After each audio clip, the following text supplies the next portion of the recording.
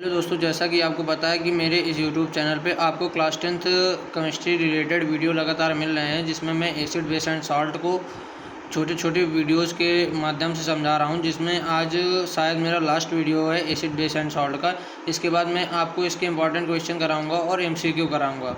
तो चलिए शुरू करते हैं। हमने आपको पिछली क्लास में बताया था साधारण नमक के बारे में। आज मैं आपको बताऊँगा विरंजक चूर्ण के बारे में। विरंजक चूर्ण बहुत ही इंपॉर्टेंट टॉपिक है इस चैप्टर का। विरंजक चूर्ण इसे ही बोलते, ये जो डिटर्जेंट पाउडर होता है यही होता है। तो विरंजक चूर्ण के बारे में आज बताऊंगा। इसको बोलते हैं ब्लीचिंग पाउडर, इंग्लिश में बोलते हैं ब्लीचिंग पाउडर। Bleaching powder.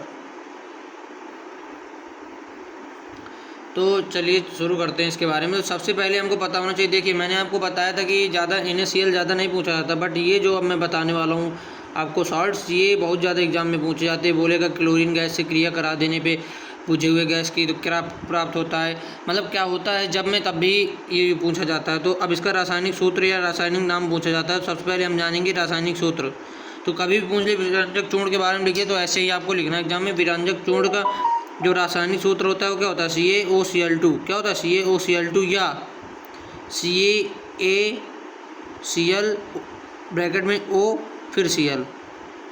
इसको ऐसे लिखते हैं या ऐसे लिखते हैं। इसका नाम होता है कैल्शियम हाइपोक्लोराइड।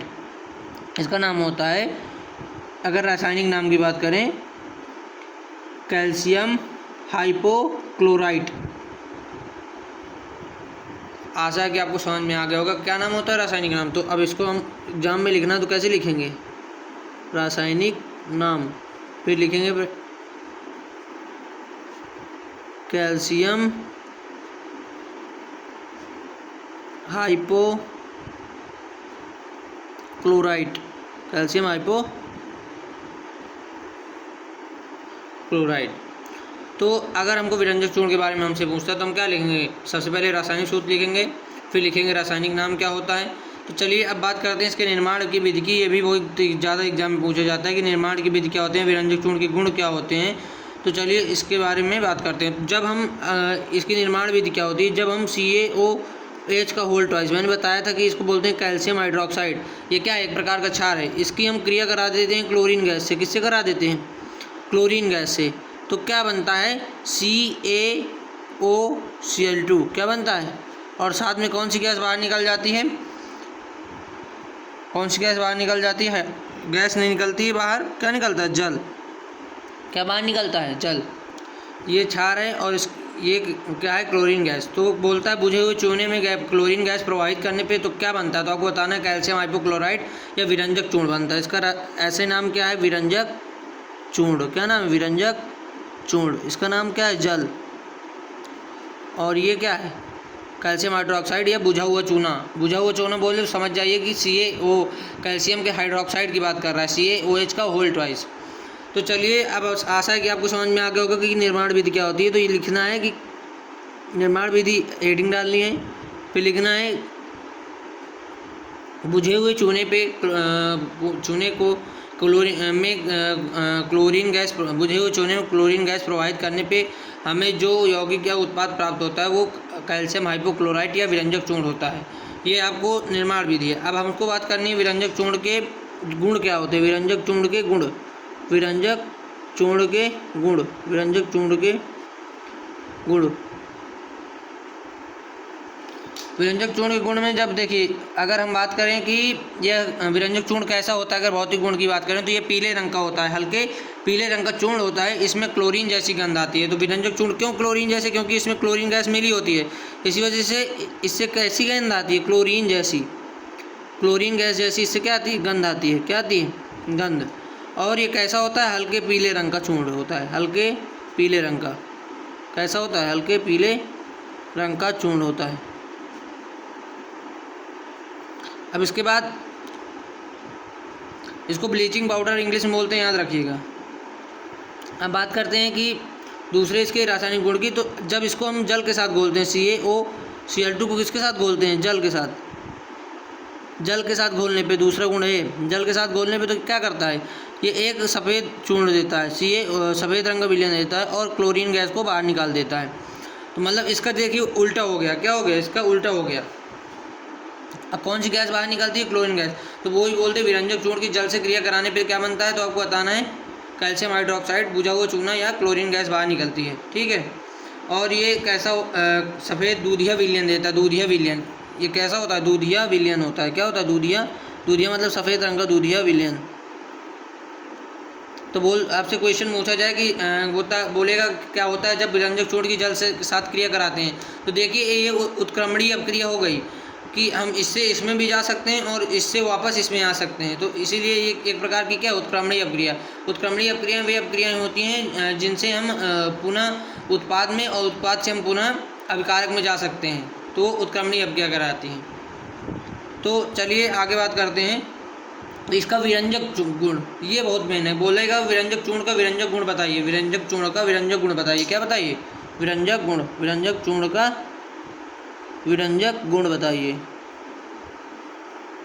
तो विरंजक गुण क्या होता है इसका? सबसे चलिए इसमें बात करते हैं विरंजक गुण।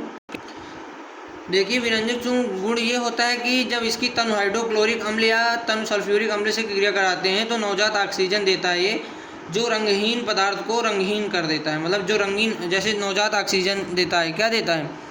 मतलब इसकी जब हम क्रिया कराएंगे किससे? HCl से। किससे कराएंगे?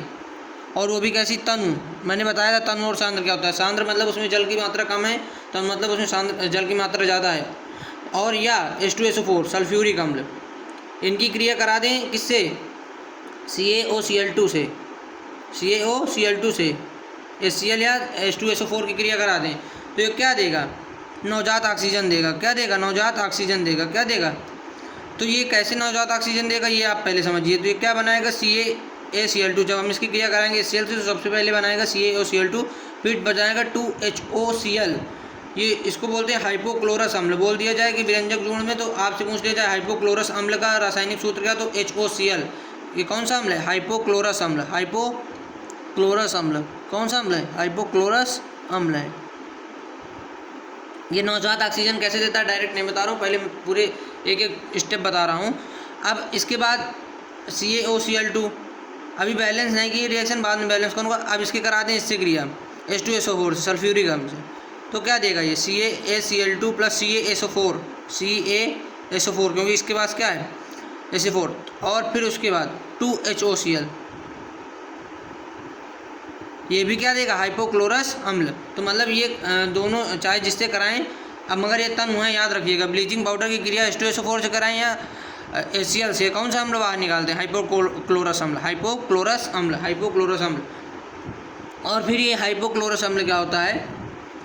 किस में टूट जाता है? HCl प्लस नवजात ऑक्सीजन में। तो ये ऐसे इसका विरंजक गुण यही है। और ये क्या करता है? इसका विरंजक गुण क्या है? नवजात ऑक्सीजन क्या कर देता है? जो रंगीन पदार्थ है उसको क्या कर देता है? रंगहीन कर देता है। क्या कर देता है? रंगीन। आशा है कि आपको इसका ये गुण समझ में आ गया होगा। आशा है कि आपको विरंजक गुण समझ में आ गया होगा इसका विरंजक चूर्ण का, कि जब हम क्रिया कराते हैं, जब हम विरंजक चूर्ण की क्रिया कराते हैं HCl या सल्फ्यूरिक अम्ल से, हाइड्रोक्लोरिक अम्ल से या सल्फ्यूरिक अम्ल से, और ये कैसे होते हैं? तनु होते हैं, याद रखिएगा। तनु सल्फ्यूरिक अम्ल से कराते हैं या तनु हाइड्रोक्लोरिक अम्ल से कराते हैं, तो ये हमें क्या देता है? हाइपोक्लोरस अम्ल निकालता है पहले, फिर लास्ट में क्या देता है हमको? नवजात ऑक्सीजन। पूरी प्रक्रिया के बाद क्या देता है? नवजात ऑक्सीजन। और ये नवजात ऑक्सीजन की प्रॉपर्टी क्या होती है? किसी भी रंगीन पदार्थ को क्या कर सकता है? रंगीन। तो यही इसका विरंजक गुण है, यही विरंजक चूर्ण का विरंजक गुण है। आशा है कि आपको ये समझ में आ गया होगा। और इसका अगला गुण है कि यह वायुमंडल की CO2 से क्रिया करके, जो वायुमंडल में कार्बन डाइऑक्साइड उपस्थित होती है, से क्रिया करके कैल्शियम कार्बोनेट, क्या? कैल्शियम कार्बोनेट और क्या? Cl2 गैस बाहर निकालता है। तो अगर हम क्रिया करा दें किसकी? विरंजक चूर्ण की क्रिया करा दें किससे? CaOCl2 पूछता है कि विरंजक चूर्ण की क्रिया कार्बन डाइऑक्साइड से कराने पे तो क्या बनता है? तो आपको बताना है क्या बनता है? Calcium carbonate. क्या बनता है? Calcium carbonate plus Cl2 gas बाहर निकलती है। This is very important, this is very important for क्या होता है जब, जो ये पूछता है कि व्हाट हैपेंस या क्या होता है जब, उनमें ये रिएक्शन बहुत पूछी जाती है। स्टडीकरण वगैरह के साथ ये रिएक्शन बहुत पूछी जाती है कि जब कार्बन डाइऑक्साइड इसमें प्रवाहित करते हैं विरंजक चूर्ण के साथ तो क्या बनता है? तो क्या बनता है? कैल्शियम कार्बोनेट और Cl2। आशा है कि आपको समझ में आ गया होगा, इसके गुण समझ में आ गए होंगे। अब बात करते हैं इसके उपयोग की, विरंजक चूर्ण के उपयोग, विरंजक चूर्ण के उपयोग, विरंजक चूर्ण के उपयोग। तो बात करते हैं कि CO Cl2 की जब क्रिया कराएंगे CO2 के साथ तो क्या बनेगा, कैल्शियम कार्बोनेट और क्लोरीन गैस बाहर निकलती है। बहुत इंपॉर्टेंट क्वेश्चन है, याद रखिएगा ये। अब बात करते हैं उपयोग की, तो जब जल में उपस्थित जो जीवाणु होते हैं उनको हटाने के लिए किसका उपयोग करते हैं, विरंजक चूर्ण का। विरंजक चूर्ण डाल के उसकी सफाई करते हैं ताकि जीवाणु क्या हो जाए ना। अब आपको ये समझ में आ गया होगा उपयोग। आगे और उपयोगों की बात करते हैं। जैसे दूसरा उपयोग है कपड़ों, कागज़ और सूती वस्तुओं को सफ़ेद करने में।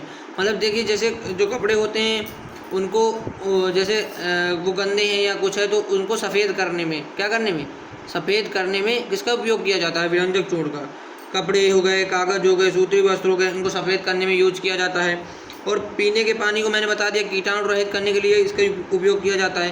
कुओं, नालियों और स्विमिंग पूल की सफाई के लिए, कुएँ जो होते हैं उनमें जो गंदा पानी होता है या नाली जो होती हैं और स्विमिंग पूल होती है उनकी सफाई के लिए इसका उपयोग होता है। अस्पतालों और सार्वजनिक स्थानों में रोगाणुओं को नष्ट करने के लिए इसका उपयोग होता है, अस्पतालों में या सार्वजनिक स्थानों में। और पांचवा है कि क्लोरीन गैस के निर्माण में, अगर बोला जाए कि क्लोरीन गैस के निर्माण में किसका उपयोग होता है, तो इसका उपयोग क्लोरीन गैस के निर्माण में होता है, क्लोरीन गैस के निर्माण में।